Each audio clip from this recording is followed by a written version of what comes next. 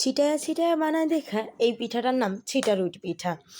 গরুর গোস্ত, তারপরে পায়েস, তারপরে হাঁসের মাংসর সাথে খুব ভালো করে জমে এই পিঠাটা। আসসালামু আলাইকুম, সবাই কেমন আছেন? আশা করি ভালো আছেন। আলহামদুলিল্লাহ, আল্লাহর রহমতে ভালো আছি। আজকেই দেখাবো ছিটা রুটির প্রসেসিংটা। আসলে মূলত আমার হাজব্যান্ড কোনো পিঠা ছিটা খায় না। এটা আমি যখন আমার বাবার বাড়িতে গিয়েছিলাম তখন বাবা মা ভাই বোন সবাইকে বানিয়ে খাওয়ার জন্যই বানিয়েছিলাম।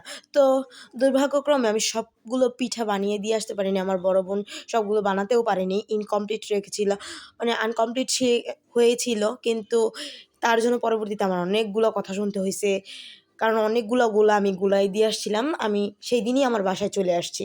যাই হোক, রেসিপিতে ফিরি। প্রথমেই দিয়ে দিলাম চালের গুঁড়ি। এখানে আমি অনেকগুলো পিঠা বানানোর জন্য চালের গুঁড়ি নিয়েছিলাম। তারপরে দিয়ে দিয়েছি পরিমাণ মতো আটা।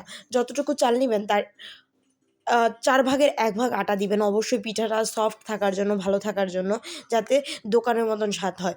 এখন অনেকেই বলতে পারেন সিটা রুটি তো কিনেই খাওয়া যায়। হ্যাঁ, সব কিছুই কিনে খাওয়া যায়। ৩০০ ফিট গেলে আপনারা এমনি এভেলেবেল কিনা খেয়ে যেতেই পারে।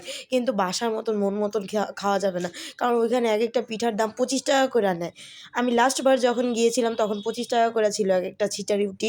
তো আমি নিজে ভালো বানাইতে পারি। তো আমার ওইখান থেকে বারে, বারে আর এত মানুষের জন্য আসলে বাইরে খাওয়া হয় না। তো যাই হোক, আমি তারপরে দিয়ে দিয়েছি কিছুটা বেকিং সোডা, তারপরে দিয়ে দিয়েছি আটা, তারপরে দিয়ে দিয়েছি লবণ, পরিমাণ মতো লবণ। এখানে কিন্তু লবণের পরিমাণটা একটু বেশি দিবেন, কারণ এই পিঠাটা লবণাক্ত পিঠা হলেই বেশি ভালো লাগে খেতে। তারপরে আমি শুকনো উপকরণগুলো সবগুলো একসাথে ভালো করে মিশিয়ে নিয়েছি। নাড়াচাড়া করে মিশিয়ে নেওয়ার পরে আমি আস্তে, আস্তে করে পানি দিব আর মথে নিব।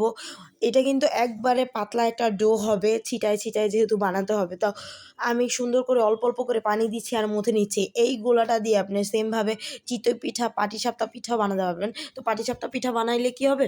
ওইখানে আপনি গুড় অথবা চিনি অ্যাড করতে হবে। আপনারা চাইলে অ্যাড করতে পারেন, না করলে নাই, সমস্যা নেই। তো আমি এটা ভালো করে মথে নিয়ে মিলিয়ে নিচ্ছি। তো ভালো করে ফেটিয়ে নিবেন। আপনার কাছে যদি হ্যান্ড উইক্স বা বিটার থাকে তো আপনারা ওইটা দিয়েও করে নিবেন। তো আমি হাত দিয়ে ভালো করে নিচ্ছিলাম। অনেক বড় পাতিলে নিয়েছিলাম।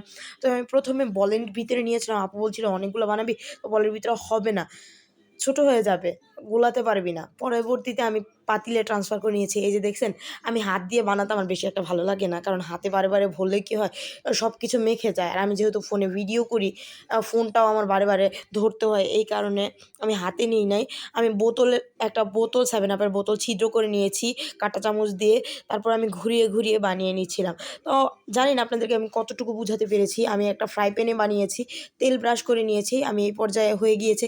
২-৩ মিনিট অপেক্ষা করলে কিন্তু ভালো করে হয়ে যায়। আর চুলার ফ্লেমটা অবশ্যই মিডিয়াম টু লো ফ্লেমে রাখবেন, এতে করে ভালো হবে। তো অনেকে চিটা রুটিটা উল্টান না। তো আমি উল্টে দিয়েছি, আমার কাছে ভালো লেগেছে। দোনো পার্ট যাতে ক্রিস্পি হয়। নাহলে এক পার্ট নরম থেকে যায়, ওইটা খাওয়া যায় না। আমার কাছে খেতে ভালো লাগে না। তো যাই হোক, আমার একটা পিঠা কিন্তু অলমোস্ট ডান, আলহামদুলিল্লাহ। এই পিঠাটা আপনি যেকোনো কিছুর সাথে সার্ভিং করতে পারবেন। বিশেষ করে হাঁসের গোস্ত, মুরগির গোস্ত, তারপরে হচ্ছে গরুর গোস্ত। আমরা তো ম্যাক্সিমাম সময় হাঁসের গোস্তর সাথেই খেয়ে থাকি। তো যাই হোক, আজকের ভিডিওটা এখানেই শেষ করছি। সবাই ভালো থাকবেন, সুস্থ থাকবেন, আমাদের জন্য দোয়া করবেন। আল্লাহ হাফেজ, বাই বাই।